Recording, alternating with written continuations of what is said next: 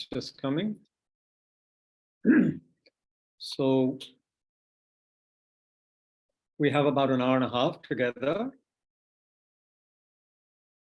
which isn't very long if we consider there are 24 hours in the day, and goodness knows how many hours there are in the week and month and year, and how many hours we've lived so far. But we can certainly make this hour and a half meaningful, that's for sure. And of course, some people might have experiences or engage in certain mental, especially mental activities within the space of a few minutes that are incredibly powerfully, positive, beneficial, or of course, powerfully unwholesome. That depends on which way we direct the mind, the awareness. So here we are, of course, primarily working with our minds, but we realize that mind is deeply connected right now, obviously, with the body. So we sit in a posture that helps us to maintain some kind of equilibrium, as well as some kind of attentional stability, because a lot of the time we do tend to be distracted. Our lives are quite busy, and our minds are definitely very busy, working extremely fast. Often we don't realize it. The amount of stimuli we have now in our lives compared to 50, 100, 500 years ago is extraordinary. In the time of the Buddha, for example, which is about the 5th century BC, no media except the power of the human voice, maybe distant drums or music occasionally in the air, but otherwise really no medium of, maybe some, of course, some written messages occasionally, but very little. Now we are bombarded, so we need to acknowledge that and take advantage of any situation like now where we can begin to unwind a little bit, begin to slow down, and begin to pay attention to something other than just our thinking process, however important that may be. Here we're going to focus on what's happening in our body, starting with the sensation, which we are all having, but maybe not recognizing, the sensation between our body and the cushion or chair or wall that you're. So just be aware of that sensation, just the raw sensation of it. And the feel of your hands in your lap or wherever they are resting. How do your shoulders feel? And if you could sit a little upright, that's good, without strain. Make sure the back is supported. Let the head be tilted slightly downwards, with the back of the neck slightly elongated. And make sure the head is centered, not twisted, not tilted to left or right. Let it be centered. Some traditions recommend you imagine there's a rope, and if you have any hair, that is holding you up. The rope is tied to your hair, and it's gently just keeping you upright.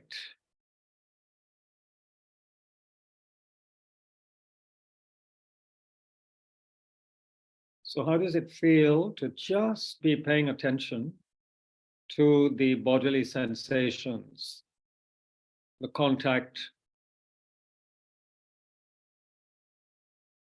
with the chair or cushion or floor?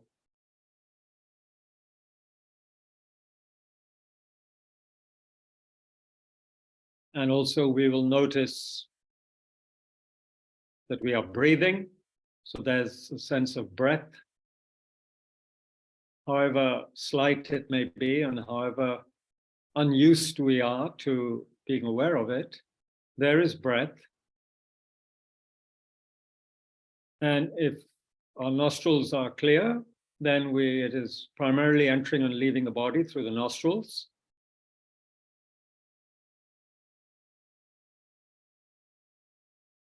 So there's that process happening, an essential process, obviously. And then, because we are not some kind of isolated unit here, or wherever we are, there is a space around us, there is an environment. There are, in the case of Tushita here, there are other people. And wherever we are, there is the space of the room we are in, maybe some furniture. So there's that sense of an environment. We're not in a vacuum.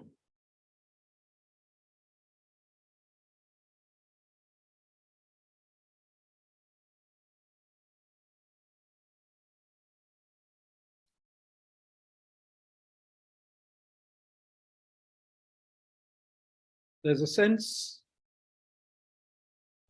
that one can perhaps gauge of stability, if you like, a sense of being stable and still, majestic almost, like a mountain that is just there, and which is, in one way, in one sense, immovable.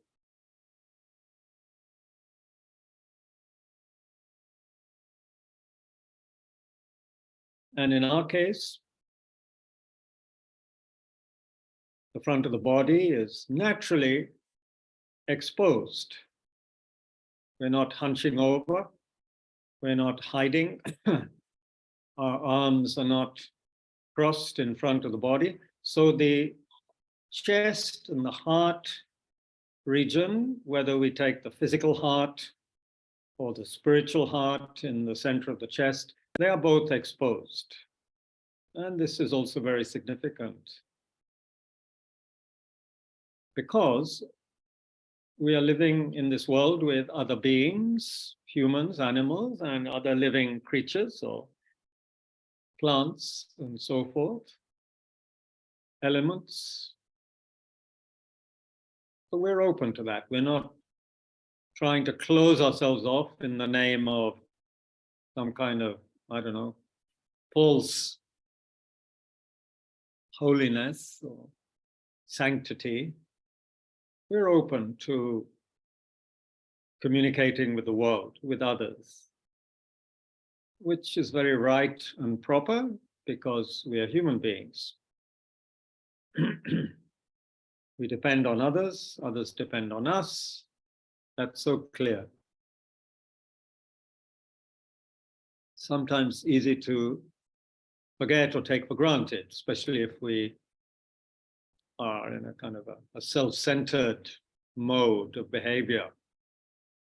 Then we forget how much we owe to others. So that's another part of our motivation now. The posture has already given us a hint, but here we are focusing on how much we rely on, how much we owe other beings.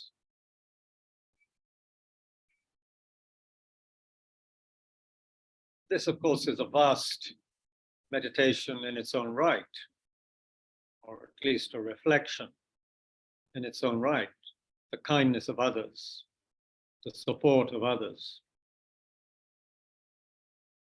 Often, from the time that we were conceived,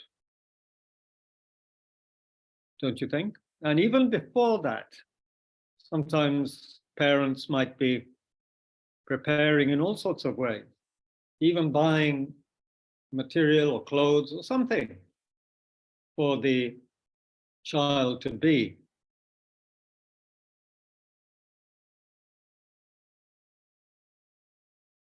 So, and then we were nurtured in a hopefully all of us in a human womb for about 9 months, which again, not something to be taken for granted. None of us in Tushita here are women, but there are women online, and sometimes we have mothers online, so they know what it would be to be responsible for a being for 9 months, something very hard to sometimes get one's head around as a man. So anyway, there's that kind of attention that has been paid to us. And then we are born. There is birth, which is fraught with possible potential danger and pain. But the mother endured all that. And then we were brought up. We came out of the womb helpless, totally helpless.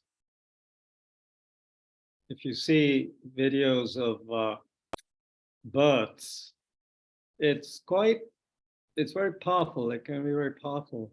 But one is struck by the helplessness of that being. Totally dependent on others, usually, especially the mother. Not always, but usually.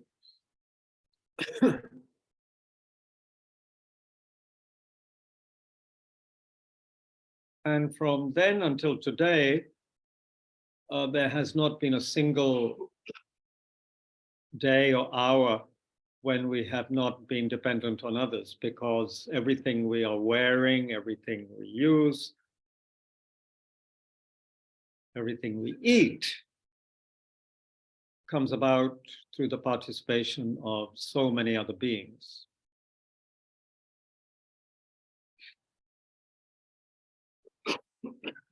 Sometimes it's good to remember these things because, of course, sometimes people behave in very strange ways and we can become a little disillusioned with others.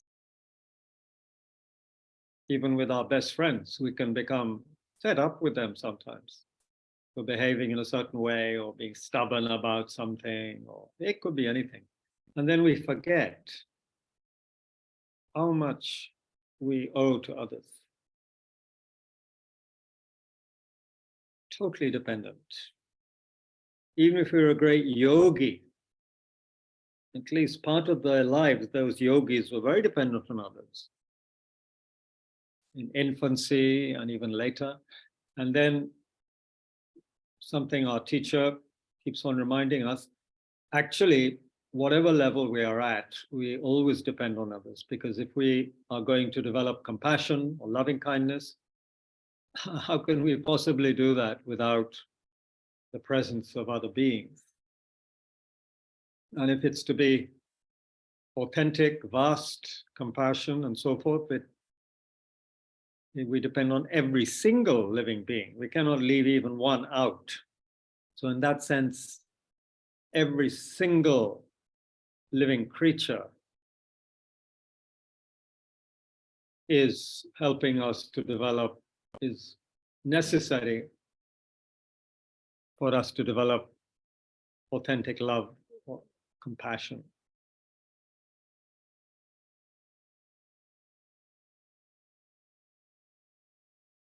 And then sometimes we become complacent, lazy, and then we often get a wake-up call from somebody. Somebody cheats us, or somebody robs us, or whatever they do. And then we remember, oh. And that gives us a chance to practice on another level, to develop patience, fortitude, not to retaliate with anger, and so forth. So others are helping us all the time, even if they appear to be hindering us. It depends on our attitude. So just spend a while thinking about reflecting on the ways in your experience you have benefited from and been so dependent on other beings. And this includes animals, of course. The whole network of living beings. Please reflect on this.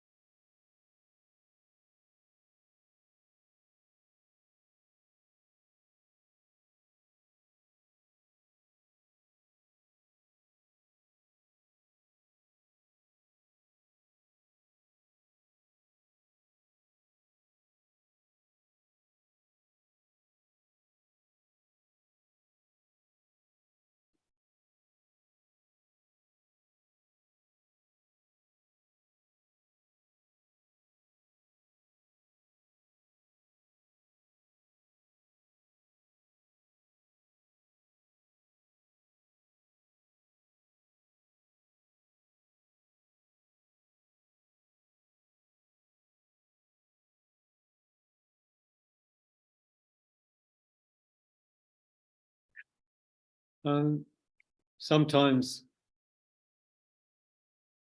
reflecting in this way, in certain circumstances, a real sense of gratitude can well up in our hearts, in our minds.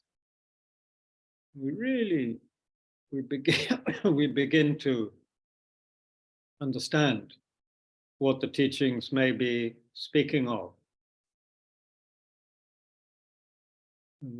When they speak of the kindness of others and the interdependence on that level, interdependence between people, and our debt to other sentient beings. Especially when we consider the kind of the time frame, which for the Buddha is something beginningless. Beginningless mind, beginningless lives, beginningless kindness of others.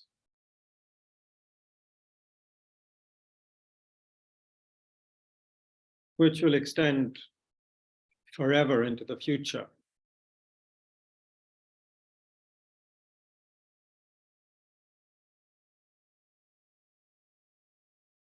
And all the enlightened beings, the Buddhas, became Buddhas only through the kindness of others. One cannot attain that awakened state without the kindness of others in a conventional way, and in the sense that also that they depend on all other sentient beings. They have to incorporate, they have to include every single living being as objects of their extraordinary love and compassion. One cannot leave out a single being.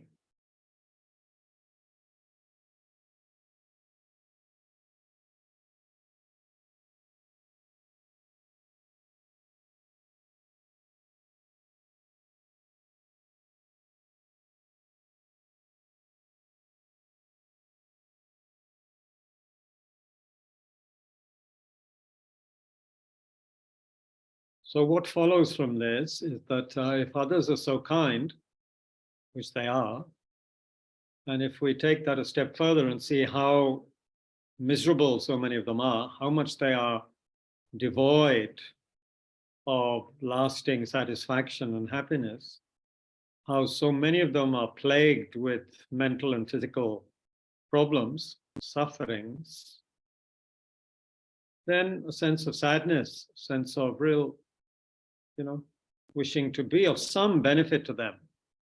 At the very least, the wish to stop harming them in any way may arise in the mind.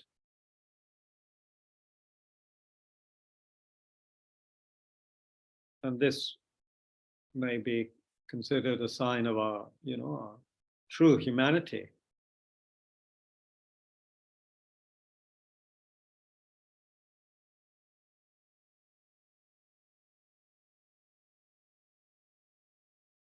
Yes, caring for others, consideration for others.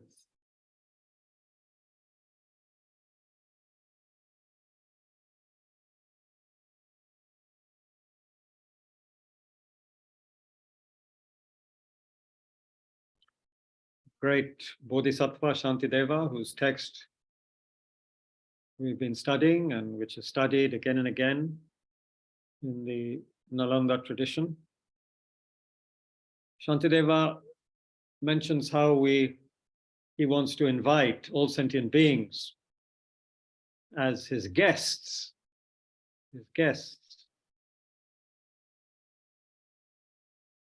And that's a very wonderful image, I think, a very wonderful thing to say, because if you think about your own relationship with people you consider your guests, your honored guests. I mean, how do you take care of a guest? When you take care of a guest properly, what do you do? So much, maybe that you do. You clean up the mess, first of all, in your own house or room. You could have a very modest place, just one room, but you clean up, you have it ready for your guest.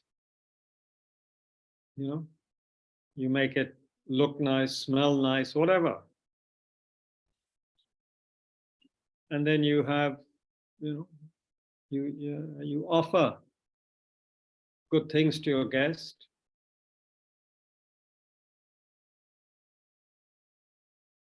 And it's kind of quite poignant because you're very happy the guest is there. You're maybe an old friend or something. But it's also tinged with a certain sadness because you know your friend is going to leave. At some point, your guest has to leave.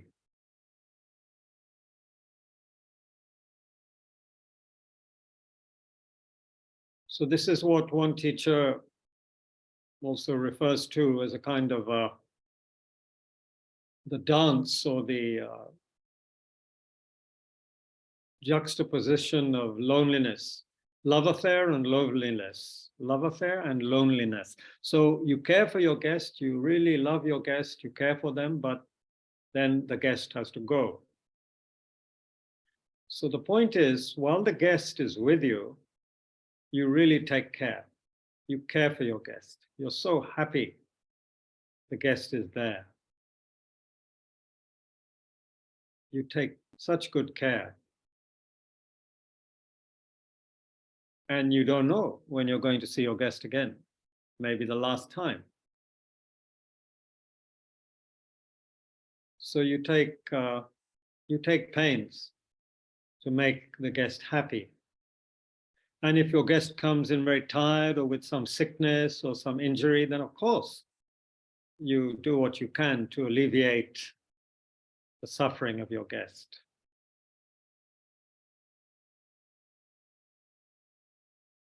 You do what you can.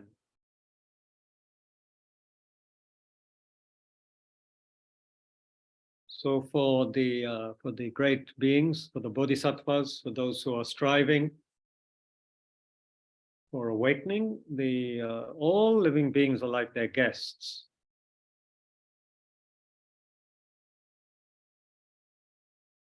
So I suppose even if a wasp or a fly or a bee were to come into your room unannounced, you wouldn't just try to kill it or something like that, because it's like a guest. Okay, unannounced, they didn't WhatsApp you beforehand, but still you say, wow, okay. You may need to lead that guest out immediately because, you don't want to get stung, or it would be better off outside in nature. But it would be interesting to regard even mosquitoes as a kind of guest.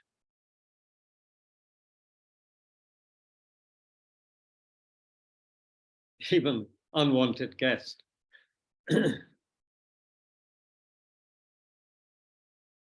We'll just finish this motivational part with a short story connected with mosquitoes. So in the maybe 30 years ago or so, our teacher was either traveling on pilgrimage or maybe at his center in Kathmandu or somewhere in India. And his attendant, an Australian monk, his attendant had kind of left him for the night, had made sure he had that the teacher, Lama Zopa Rinpoche, had everything he needed for the night, which wasn't very much, of course, but anyway, and that the mosquito net was in place. There were quite a few mosquitoes in that area. And when the attendant came back to check a little later, just to see how, that Rinpoche was okay, he found that not only had the mosquito net been rolled up or, taken down, but also Rinpoche had rolled up his shirt or opened his shirt, the back of his shirt, his monk's shirt, and there were a whole bunch of mosquitoes, feasting on Rinpoche's back. And I guess the attendant was a bit taken aback, that what's going on. Doesn't look very healthy, looks dangerous, And then Rinpoche reminded him that, all they wanted was a little blood, which wasn't such a big deal. Rinpoche didn't seem at all, bothered by any of it. He, after all, deliberately allowed them in and opened up his shirt. So, I'm not saying we all should do that, but I guess those who are very advanced or sincere practitioners, they take these teachings seriously and don't just regard their favorite people as guests. All living beings are guests, including mosquitoes. And if you can feed them what they like best, then that would make a compassionate person so happy, whereas it would terrify and alarm us, given as we are to self-preoccupation, self-defense, and so forth.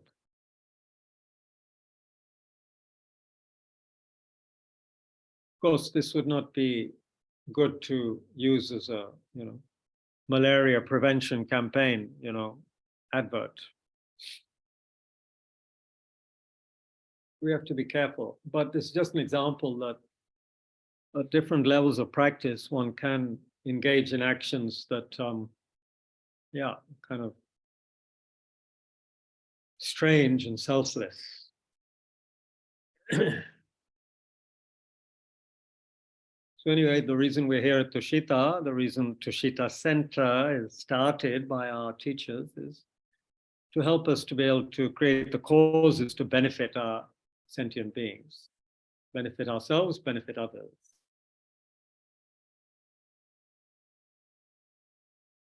So that's the main point. And if we can, to attain full awakening in order to be of the greatest benefit to other beings.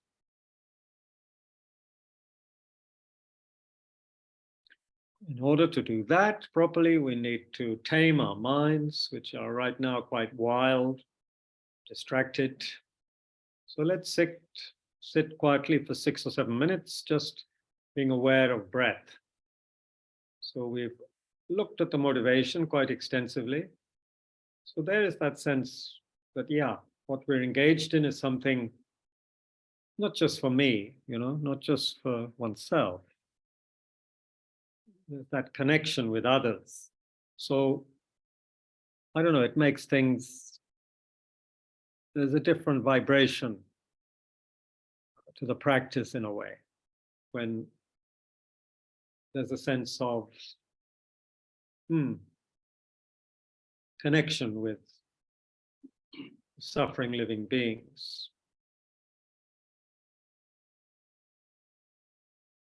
So please pay attention to the breath as it enters and leaves the body through the nostrils.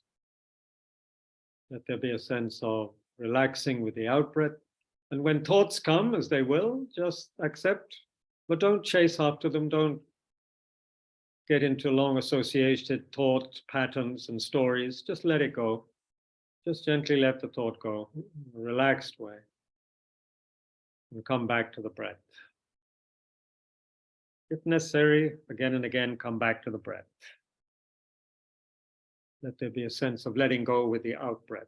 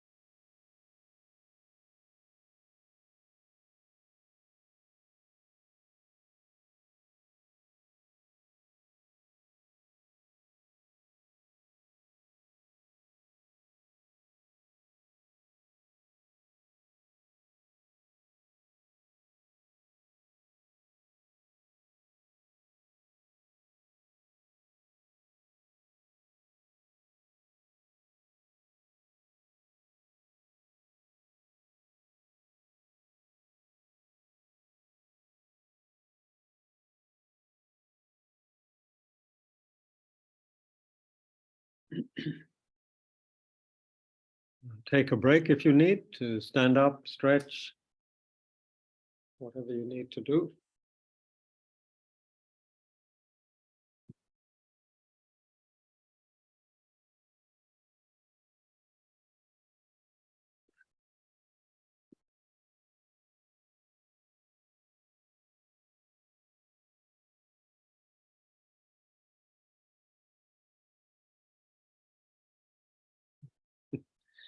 You're clairvoyant. That's good. Thank you.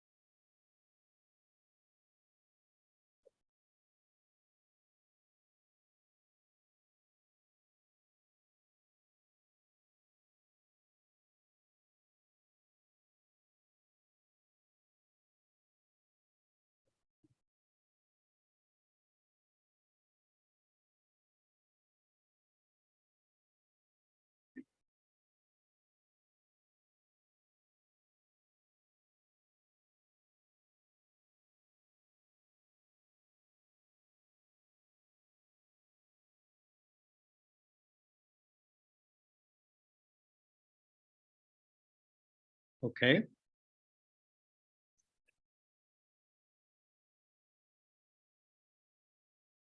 So we've been looking at loving kindness, and there's so much more to look at there, but I thought today we'd change it a little bit and look at the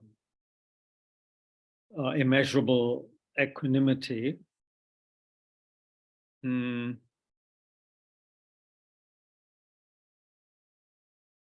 So as we were looking just now, when we were investigating the motivation for the practice and compassion and so forth, it's quite clear that we may want to help other people a lot. We may have a very good heart and aspirations to be of benefit to others.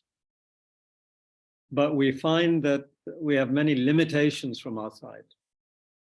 There's a big gap, maybe, between what we want to achieve and where we find ourselves in terms of our state of mind. Of course, this could apply to anything in life. We may want to, be very successful in whatever vocation we have chosen, business or, anything, teaching, road running, but we find that we have many limitations. We're not yet ready. We are not fit for it. So when we take a good, honest look at our own minds, we may find, it's very likely we will find, that in terms of our relationships with other people, there is bias. There is very strong bias. So traditionally, let me first recite the 4 lines, which are the Mahayana equanimity, immeasurable equanimity in the Mahayana tradition. How wonderful it would be if all beings were to abide in equanimity, free of feeling close to some and distant from others.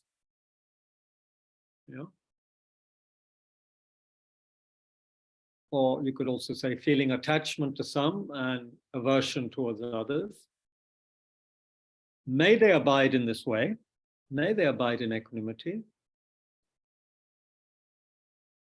And then the third part, which distinguishes this as a Mahayana practice for, you could say, beings with who are developing a vast attitude or very courageous attitude. The third line would be, I myself will enable beings to abide in equanimity. In other words, I'll try and help people as much as I can, I guess through showing a good, setting a good example myself and guiding others, whatever it is. I myself will enable beings to abide in equanimity, free from attachment to some and aversion to others.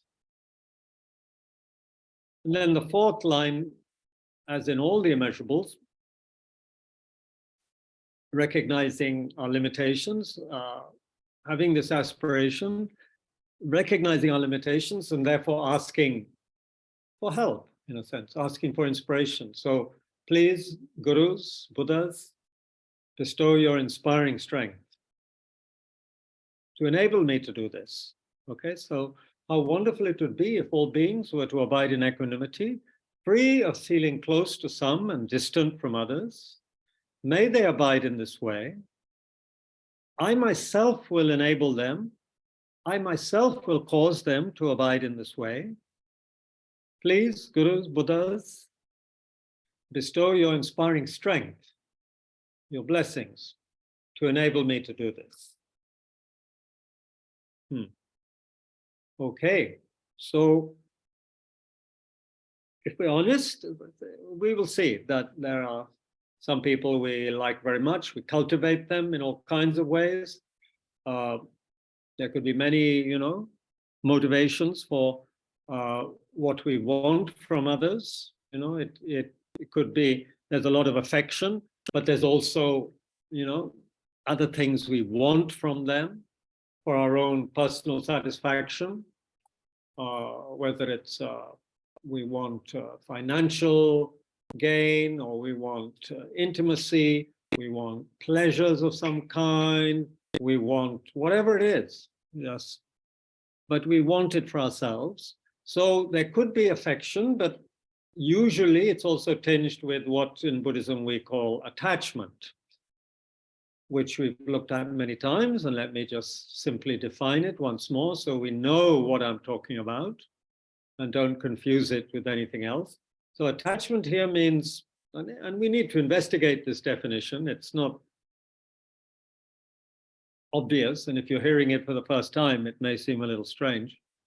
So attachment would be a mistaken state of mind that exaggerates the attractive or likable qualities of an object or person, and thinking, wishing, hoping that it brings happiness to me or some kind of pleasure, and wanting to possess that object or person or whatever. Okay, so there's this, it's exaggerating good, positive, attractive qualities in the object, wanting to possess it, wanting to have it, hoping it will bring happiness, pleasure, whatever.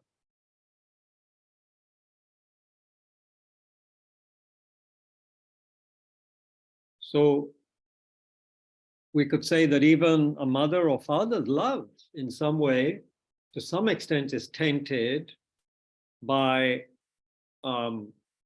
attachment. It is not necessarily the kind of love where it's not necessarily unconditional. In other words, I will love that being, but I don't need anything back from them. That might be a very rare kind of love. Just a wish for the other being to be happy, and you don't need or want anything in return from that person. Now, that would be quite unusual, right? And very often I think it is the case that, for example, certainly in families where there are traditional families in India, let's say, or especially families with low income, then, or who perceive themselves at least as having low income, then the children, especially the sons, are expected to, be a good investment. And we know how some families try again and again have children until they get a son, and then sure, they shower so much attention and even give better food maybe to the son than the daughters. But there's the expectation, there's very much wanting something in return.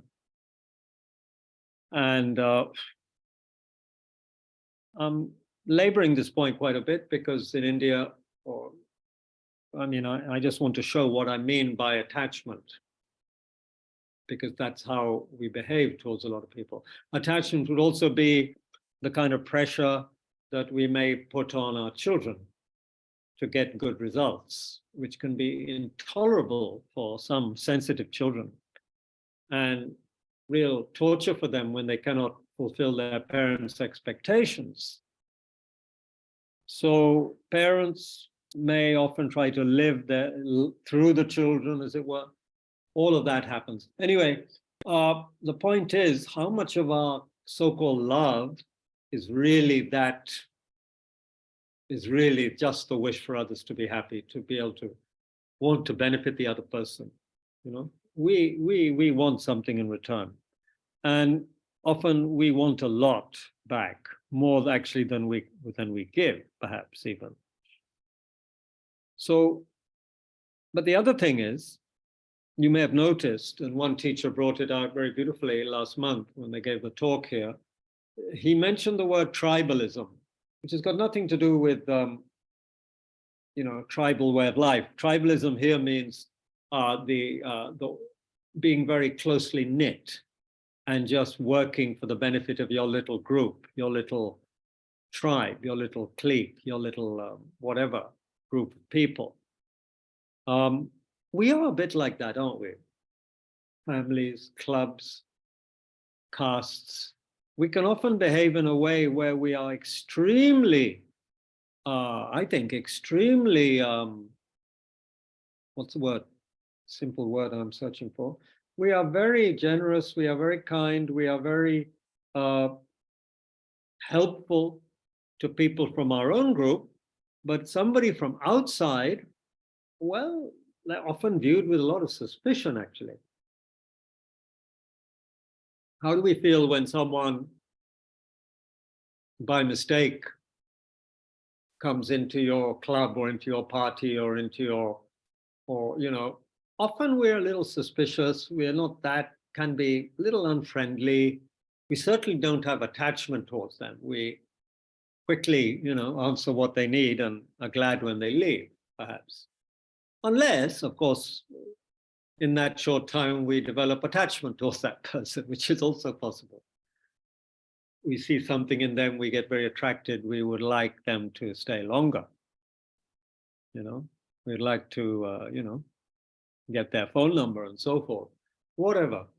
So the point is, attachment and anger, which is the other pole, the exaggerated, mistaken mind, which exaggerates the unlikable, ugly aspects of an object or person and wants to push it away or harm it.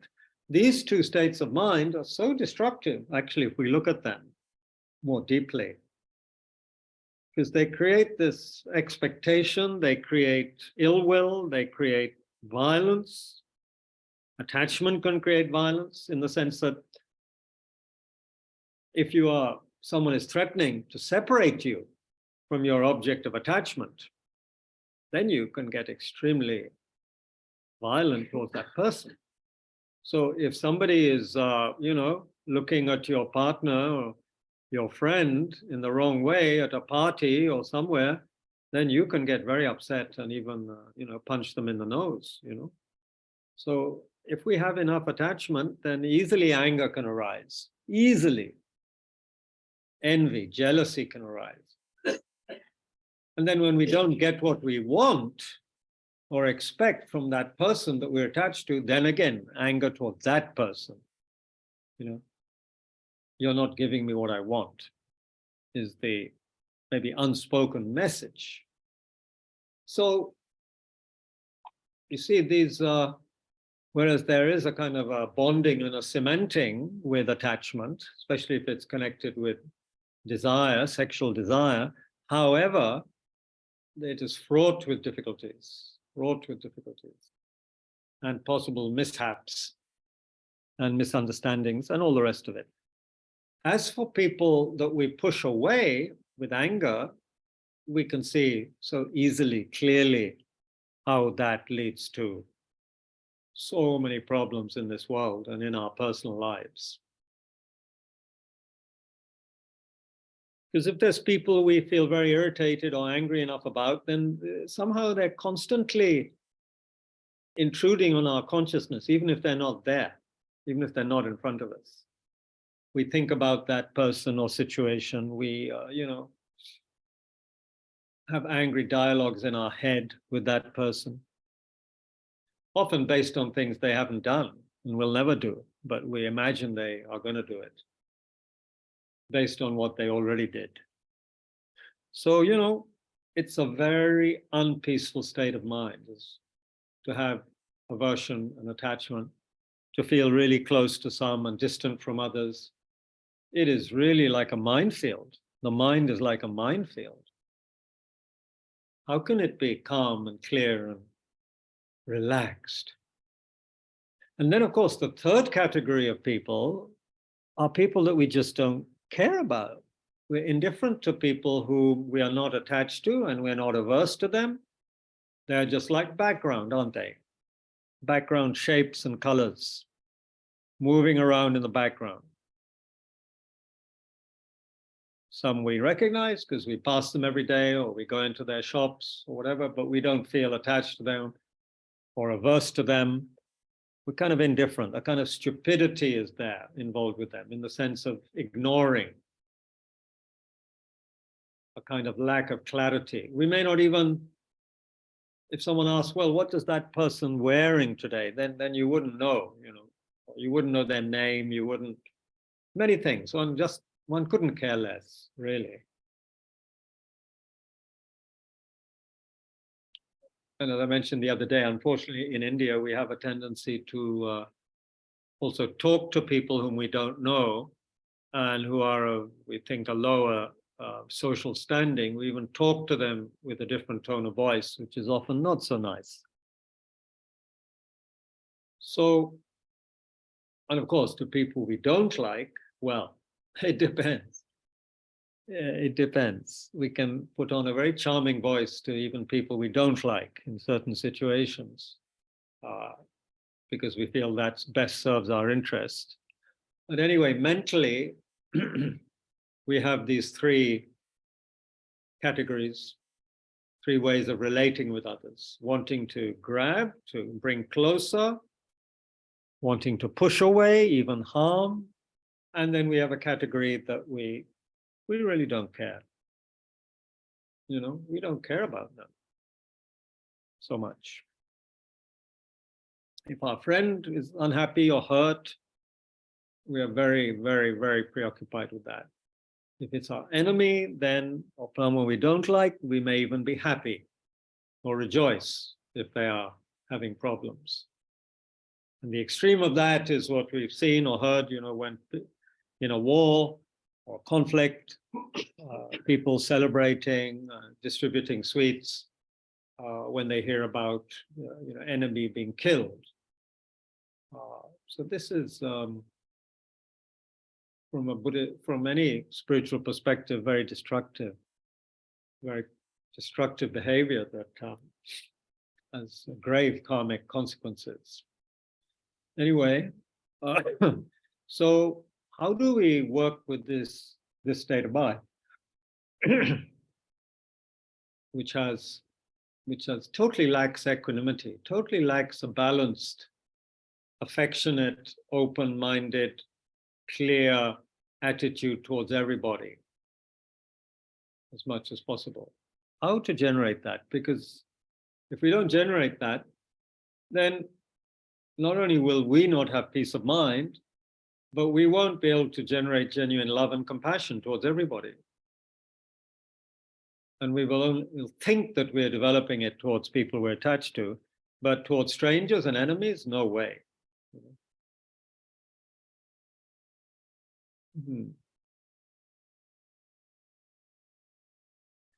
So the teachings recommend, different approaches.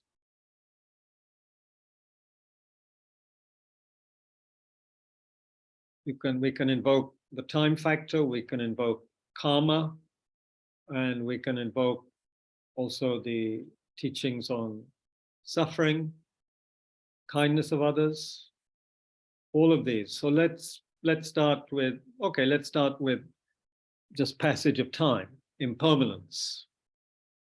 Impermanence, things change, right? So we can reflect if we are very attached to somebody, or even a family member, or best friend. Well, 20 years ago, 30 years ago, what was my relationship with this person? Maybe we didn't even know this person yet. Maybe they weren't even born yet, Now I have this particular connection with them due to various causes and conditions. So how long do I expect this to last? If we're honest, then we don't know. We don't know. Will this friend always remain a friend? We don't know, if we're honest. Friend in the sense, will they be a person who's the object of my attachment and affection and so forth? We don't know. So many examples of things changing, aren't there? The person you feel attached to later becomes almost like a mortal enemy.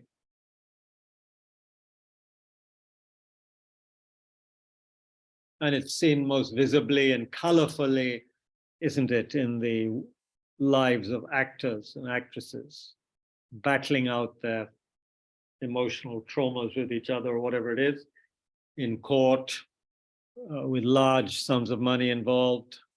And that makes very juicy reportage, sells a lot of magazines and newspapers.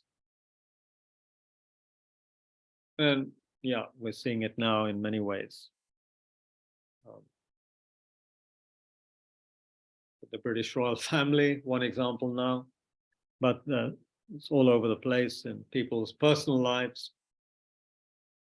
And somebody who is a stranger, let's take somebody whom you don't know, or you pass in the street, or you're meeting them from the first time somewhere. We don't know whether they'll become somebody we feel close to or somebody we want to keep at a distance. We don't know. We don't know yet. Either could happen, or they could remain a kind of a stranger that we really feel no interest in at all.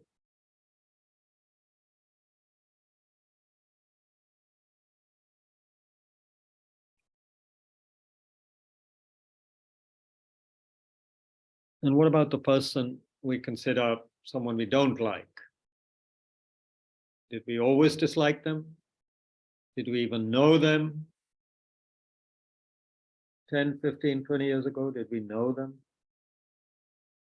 How did they become this person we don't like?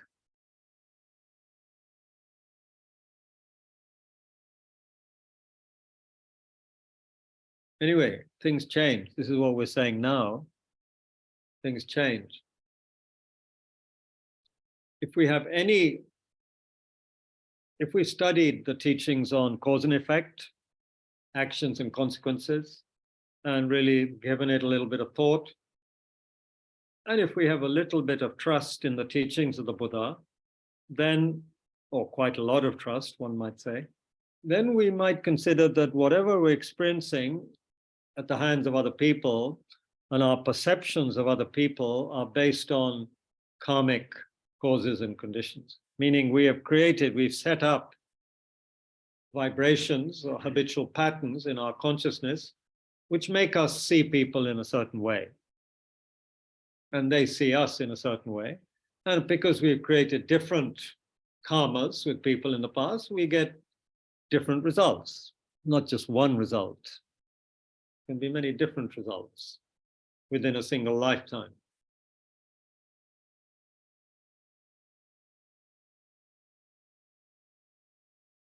So we see that is happening, and that can take some of the bite, some of the hardship and pain out of attachment and anger. and those relationships. We can begin to soften a little and see how people are not in control of their own minds. And neither are we. So there's a more flexible, open attitude where, for example, and this is very important and very useful, we do not confuse the person with their behavior. Meaning, someone is not nice to us, usually we say, oh, they're not a nice person. And we even, spread that news in our conversations with people. Oh, they're not nice. Why? Because they did this or said that. Well, from Buddhist perspective, that person is neither this or that. They are temporarily what they are. But we cannot confuse their distorted behavior or their negative emotions with who they really are. Who they are is changing. Who we are is changing, no? Perceptions are changing. So we're saying there's no independent, inherently existing friend, enemy, or stranger. It depends on so many factors which are changing all the time.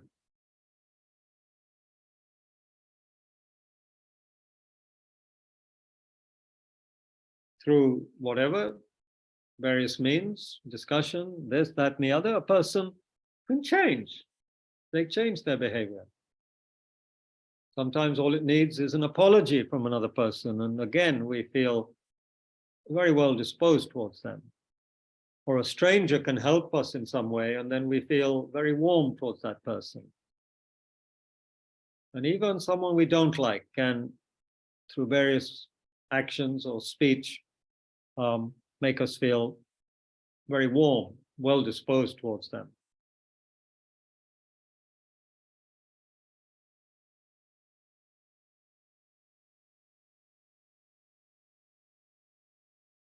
So, as the Buddha said, cause of suffering is craving and grasping. So we grasp onto things and try and fix them. We make them very solid. So therefore we feel there's someone a real enemy, real friend, real stranger. These are hallucinations, really. There's no such thing. Everything's much more fluid than that. And there are ways in which we consider everyone. We can consider everybody with affection if we begin to analyze and train our minds in a certain way, which doesn't mean we are good buddies with everyone and would want to invite everyone home, but we certainly can feel a kind of affection towards everybody, and there would be no ill will towards anybody. That state of mind is possible through training the mind, in developing a different perspective and so forth.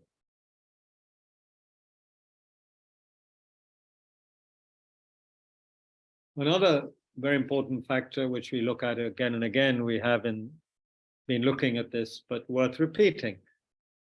This person I like, the person I don't like, and the person I don't care about, they all share something with each other and with me that never changes. And what is that? We all want to be happy. We don't want to suffer. That's a huge statement, actually, although it seems so simple. Nobody wants to suffer, just like me. Everybody wants to be happy. How about that? Common sense would then seem to dictate that one should do whatever one can to make everybody happy and not to make them unhappy.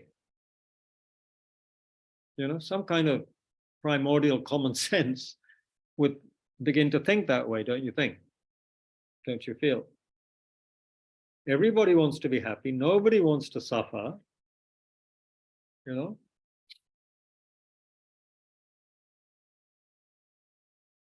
It's almost like saying, to boil and, to make an omelet, you have to break eggs, you have to, put on the fire, you have to use heat, some oil, etc. It's just the way things are. So that's what you do.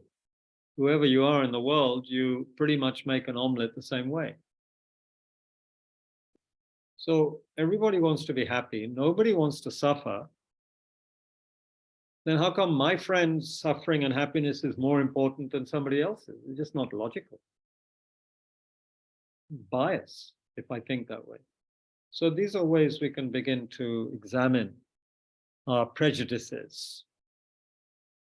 Which is not to say we will stop having really good friends whom we have a connection with and like to invite over again and again. That's fine.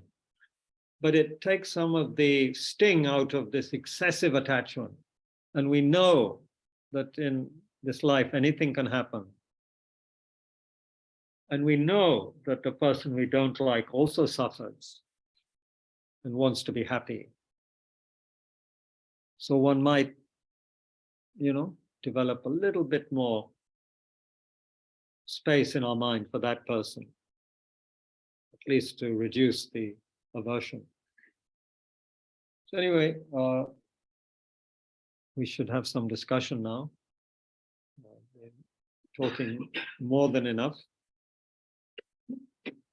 So we have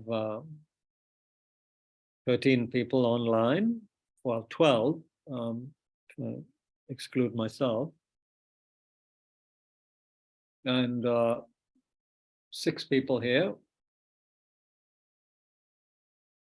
So I will, if anybody wants to say something or contribute, feel free to do so.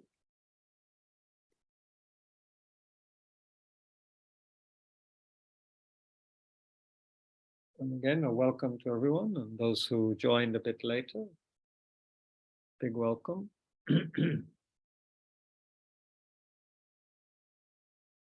Yes, please. The person called iPhone. Yes, you can unmute yourself. Hello, Kabirji. This side Anushka. It's very good to see that you chose this topic today, immeasurable equanimity, because I was dealing with this question. So basically, right now, the the place I am right now in terms of financial, it's not very good. So so the thing is that my roommate sometimes makes me spend money on something for themselves and don't pay me back.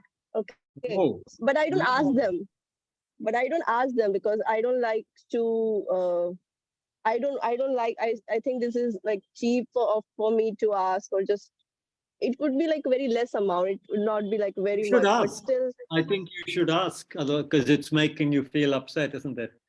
You are harboring some resentment towards them. So you should just, in a nice way, say, look, my financial situation is not so good. Could we share these things more? Can you say that to them? Yeah, but then sometimes it is very small amount. But if we just like keep on spending, that makes a very big amount for me.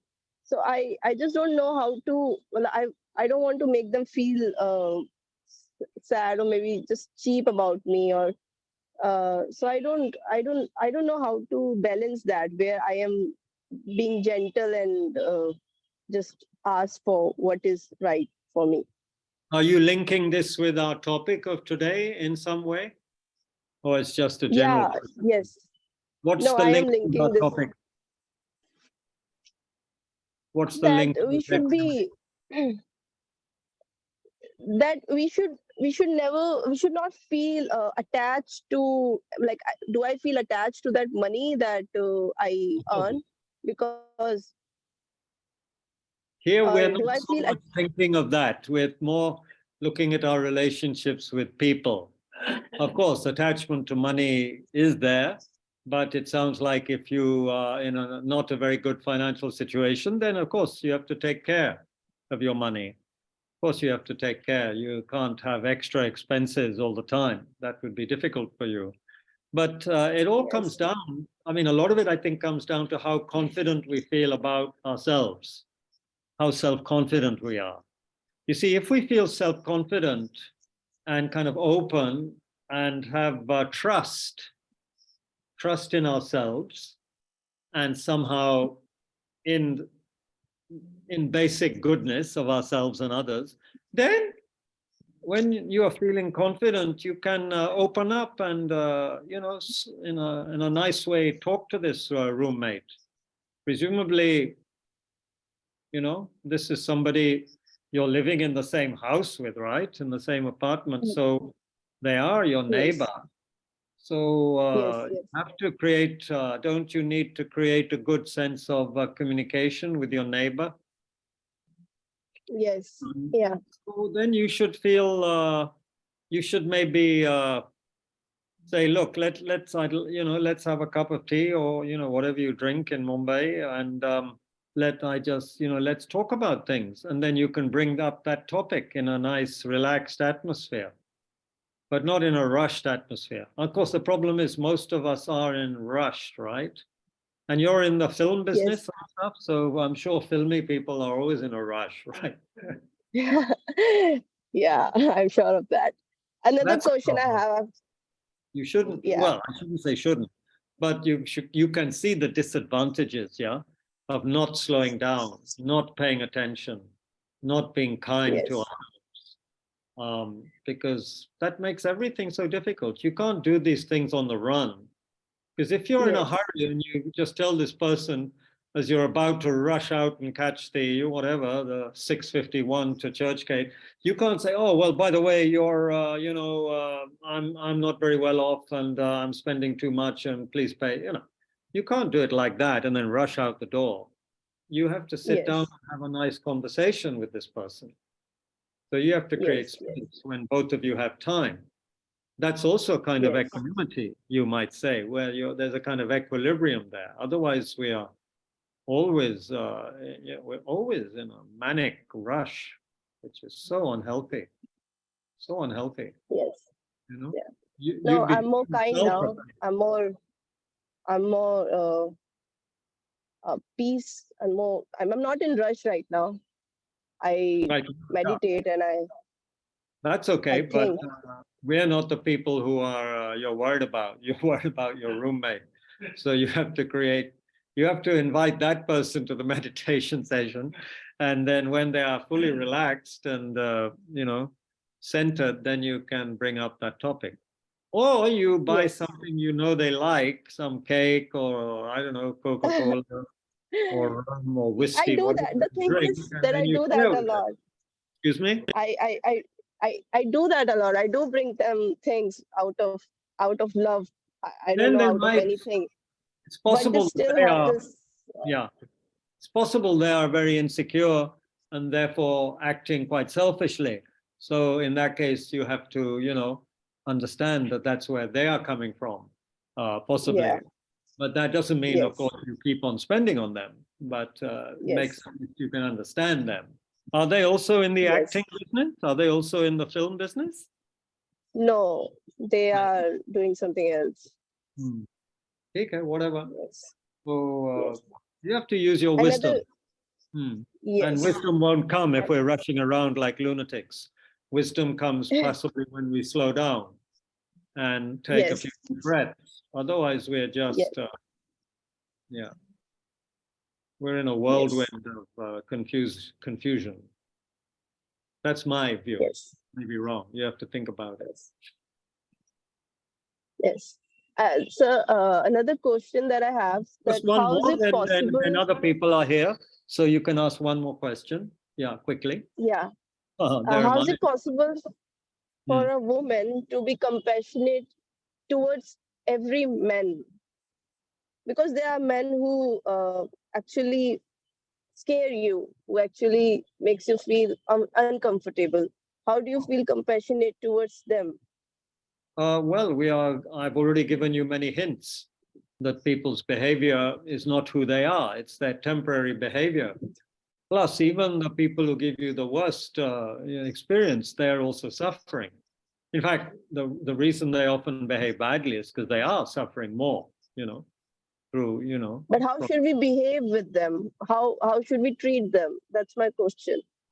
How should we distance ourselves? The point is to have a particular state of mind first. And then, of course, you can avoid them. No one is saying you have to go near people who annoy you or are acting badly. What we're talking about is how to deal with things in our mind first. So if you are developing anger and aversion toward them, you are just polluting your own mind from our perspective. So you can never see them again. You can vow never to see some people again. Okay. But it shouldn't mean that you feel bad towards them or feel angry towards them. You can still develop loving kindness towards them from this perspective. But you may never want to invite them to your home. That's totally understandable and good and reasonable and wise. But mentally, you see, we never give up on anybody. Especially in Mahayana, we never give up on anyone mentally. But again, don't misinterpret that. It doesn't mean we are agreeing with what they are doing. No. What they're doing may be something that should put them in jail. But as a person who is a human being like you and me, who wants to be happy and doesn't want to suffer, yeah, they may deserve jail, but they're also human beings. So there's no need for us to be angry with them. In fact, the worse they behave, and the longer they may stay in jail, the more we should have compassion for them, right? If someone is really sick and in hospital for a long time, we feel compassion for them, right? So people who have misbehaved and are in jail for their misdeeds, and it's like they're in hospital, they have behaved badly, they are suffering the result, we can feel compassion. But of course, you may never want to talk to them in your life. That's understandable. Okay, somebody else. Thank you. Thank you. What's your name? Anushka, right? Name. Anushka, yes. Anushka. Thank you, Kabirji. Thank you. Anyone else?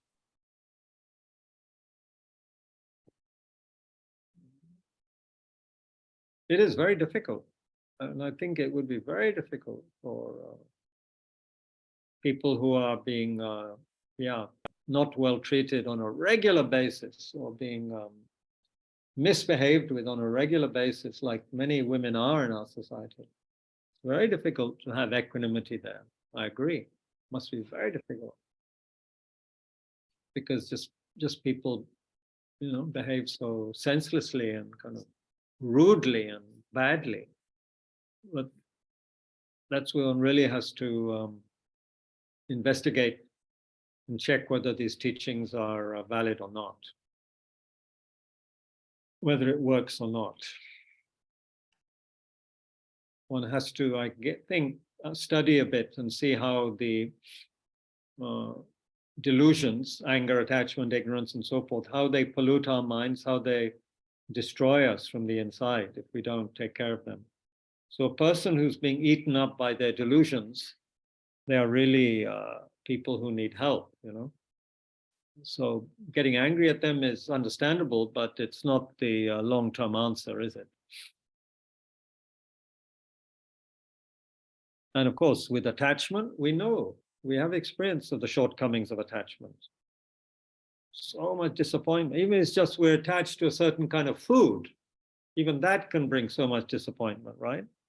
Because we go to a restaurant where that food, we enjoyed it, and then we find that, it hasn't been cooked the same way the next time, or, the good cook is on holiday or is sick, and they haven't made it the way you really like it. So again, suffering.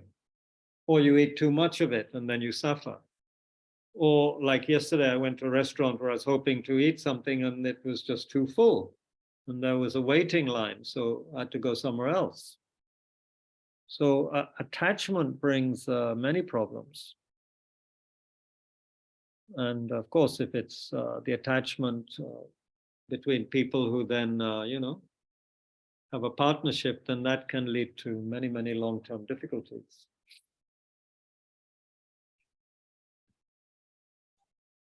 Or one's parents. Some people have so many issues and problems with their parents. Goodness. hear that again and again.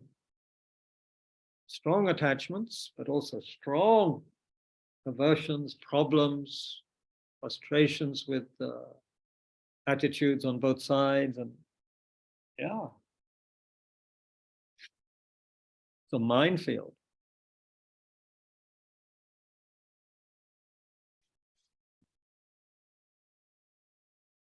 People at Tushita are very quiet. Must be the peaceful atmosphere here. It's tranquilizing atmosphere. They all develop equanimity as they enter Tushita. Actually, that's what my teacher prayed. He said, whoever even enters Tushita, may they be happy and have a peaceful, happy mind. So this place is blessed. So it could be also the atmosphere here, or the fact it's in a basement, so people are actually feeling a little cold and waiting to leave. Yes, Anu. How can you have equanimity for people that you don't know or who are strangers?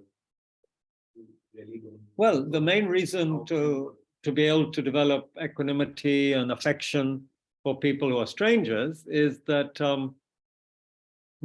when we really interact with them, for example, we realize they're a human being just like you and me, and really not that different from the person you love the most in your life, in the sense that they also have people who love them.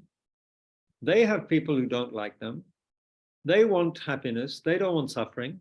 When they're hungry, they feel pretty much the same that you do when you're hungry, or your best friend or favorite person in the world is hungry. They feel the same way. When they get an injury, they feel the same way as you and your best friend. When they receive some good news or some happy surprise, they're very happy, just like you would be, or your best friend would be. So if one really thinks about that this is a person with feelings. They're not just some dummy cardboard cutout at a political rally. They're an actual person, with feelings. There's blood flowing through their veins. If you cut them with a knife, they'll bleed. Problem is, we see people in a kind of abstract, especially as most of us are not really paying attention to people, unless they're people we hate or people we really love. We're not paying much attention. Why should we? There's no danger from them and no magnetizing influence with them. So, TK, they can be where they are, some kind of background, background furniture, shapes and colors in the background. That's it. So when we realize there are living beings like me, with a with a history like me and my friend, they have fathers, forefathers, goodness knows. They have their hopes and fears, just like you and me. Brings it to life, doesn't it? Brings that person to life. They're no longer just some abstract person I don't care about. And everyone is like that, which you'll find if you talk to the guy if you ever go in a three-wheeler or talk to a chowkidar or, whatever, the gate man. I think Mayfair Garden has a pretty strong gate. You can't just get in there easily. Talk to the gate man, ask him where he's from. Have a little conversation with him. Immediately he will still be maybe a stranger to you, but he'll be more of a live person, someone with a history, someone with feelings like you. And his primary feeling is just like yours. He wants to be happy. He doesn't want to be cold in winter. He doesn't want to be too hot in summer. And most people don't care, People come in and out of the colony and get annoyed with the guy, if he raises the gate, 2 seconds too late. But you see, he's a human being, he or she. So I think that's one way can make it quite powerful, actually, that we're surrounded by human beings who are just like me. No different. Yeah, of course, class, status, financial situation, very different. but in the basics, just the same as you and me, in terms of feelings and basic humanity. And of course, another big factor from a Mahayana Buddhist point of view is they all have the potential to become a Buddha, just like you and me, to become a fully awakened person, because they have a mind, not because of what degrees they have or don't have, but because they have a mind, they have the Buddha nature, no less, no more than you and me. So in that respect, they deserve respect, because they are, in that respect, exactly the same as you and me. So this may be helpful. Okay, we'll stop there. It's gone 8 o'clock. We can think about these matters. And tomorrow we'll do an more extensive meditation recommended by Jeffrey Hopkins. We've done before. We'll do it again on equanimity, where we look at this more deeply, what I've just mentioned, where we really reflect and meditate on how every single stranger, so-called stranger, is much more than just an image or a shape and color. They're much more than just background, you know. They are just like us. So we'll do that meditation tomorrow. Can be quite illuminating.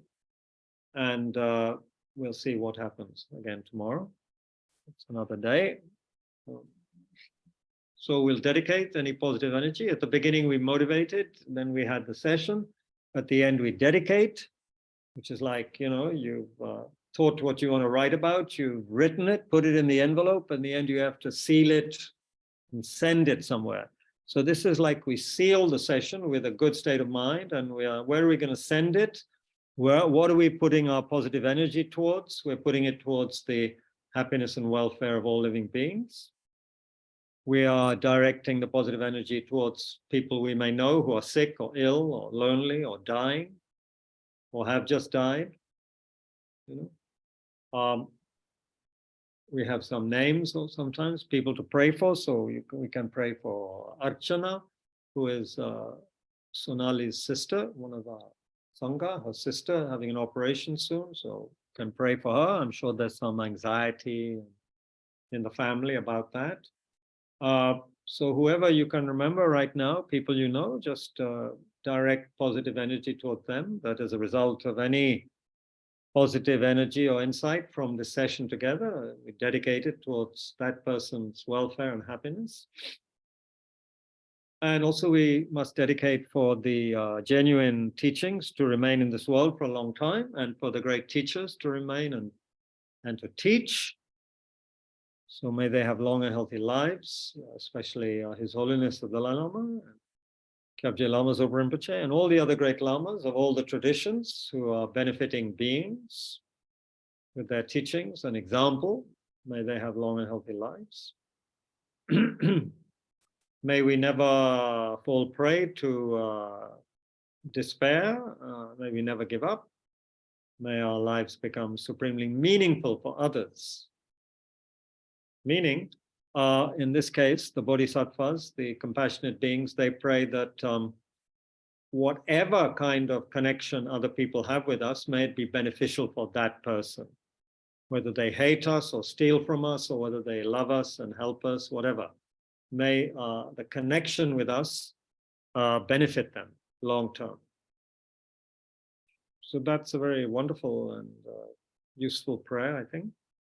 So you find someone stolen your wallet, instead of going gaga and complaining for days on end, we also dedicate for that person to benefit from us long term in the future. May it be beneficial for them. And we might find that maybe that person probably needed what was in the wallet more than we do, possibly. Depends. So anyway, we can dedicate in this kind of way for health and happiness of all the Sangha, for Tushita and other Dharma centers to be beneficial for the students.